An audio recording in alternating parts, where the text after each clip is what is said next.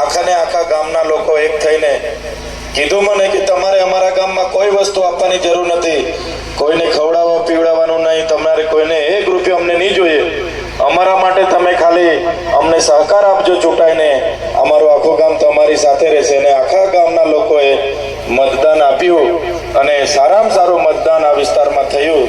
ત્યારે આજે આટલી નાની ઉંમરમાં તમારા આશીર્વાદથી હું ધારાસભ્ય બન્યો છું. તો ધારાસભ્ય બનો, ભલે મારે 292 ગામ આવે છે, ડેડિયાપાડા, સાગબારા, હવે તો ચિત્તા તાલુકો બન્યો, પણ મારી ફરજમાં આવે કે મારી બહેનોને ક્યાંય પણ તકલીફ પડે તો મારી બહેનોને તકલીફ ના પડે એનું મારે ધ્યાન રાખવું પડે.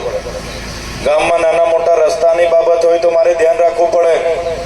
હમણાં અમે રસ્તે આવતા હતા, રસ્તાની જે પ્રકારની હાલત મેં જોઈ તો અમે દેવાભાઈ સાથે એ જ ચર્ચા કરતા હતા કે એ જ ચર્ચા કરે કે ભાઈ વિકાસની મોટી મોટી જે લોકો વાતો કરે છે અને પ્રોગ્રામો કરી પડે છે એમને એક દિવસે કરતલમાં બોલાવવા જેવા છે, એવી મેં દેવાભાઈને કીધું.